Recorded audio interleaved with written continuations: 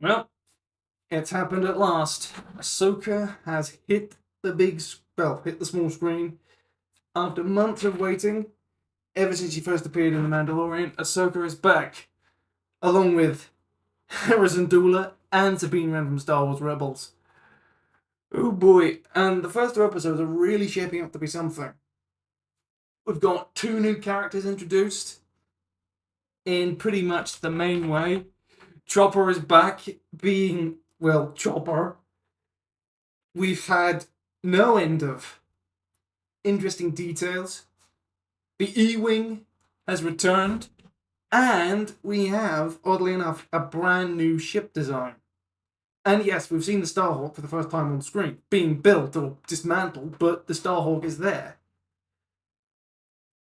And yes, oh god, the E-Wing is actually on screen for the first time.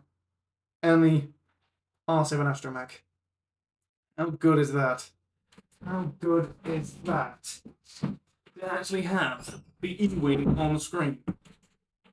But also the fact we're back on Lothal, and a lot of the old faces from Rebels are also back, including, oddly enough, leader of the rebellion, or key figure of the rebellion of Lothal, is now the governor of Lothal.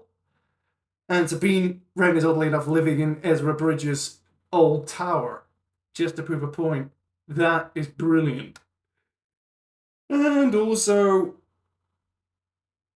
it seems to reflect Ahsoka also has the lightsaber training droid also back. I forget his name, but he's also there. And we had two new characters as well. Jedi turned mercenaries. An old Jedi, probably from Clone Wars, and a youngling who either rescued or his apprentice, or apprentice he picked up along the way. This is actually quite good, because it gives us a taste of what could happen. He's not a Sith, he's not a Dark Jedi, he's just a Jedi trying to survive. And make a living, this time as a mercenary.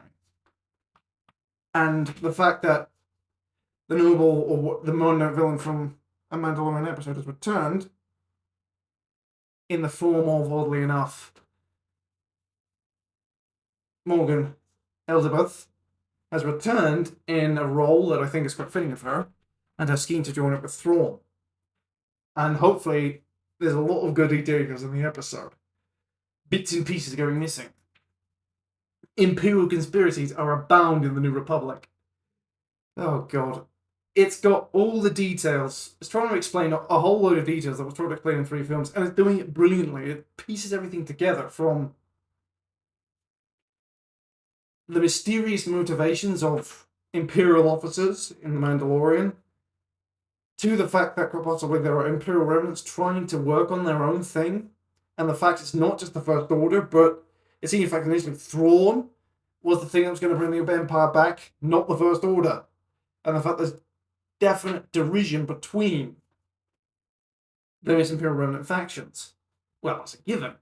But it's the fact that quite possibly you've got Thrawn supporters, and you've got supporters of the First Order and Palpatine, so that is very good to see. It's shaping up to be a very, very good show. And in the second episode, yes, it turns out the fact that Sabine Wren was Ahsoka's apprentice. That was something a bit odd, but I think given the fact we never see Sabine use the Force, but in a way it kind of makes sense. And the fact that yet the old relationship's back between them. You've got Sabine, Hera, and Ahsoka in a sort of sister/parental role, with Ahsoka saying the fact she needs to learn, and the fact that, well, I tried to give her guidance, but she didn't want it. And Hera saying, you should at least give her a chance. That was brilliant. And the fact that Sabine Wren tried to do the Jedi training, tried to train the Ahsoka way. And I think it's the fact of Ahsoka's personality. She's gone from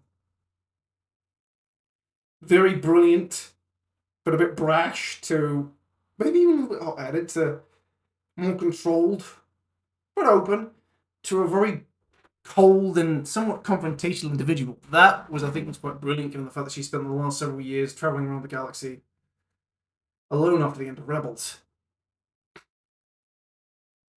with nothing but a droid for company. And that is a brilliant aspect of Ahsoka's character. It's the fact we have this. She's gone cold. It's not the fact she doesn't want people around her. It's just the fact that she has a very specific set of criteria. And Anakin Skywalker held it to such high standards. And she intends the same thing of others, more specifically of Sabine. She tried to hold it to the same high standard that Anakin Skywalker had for her.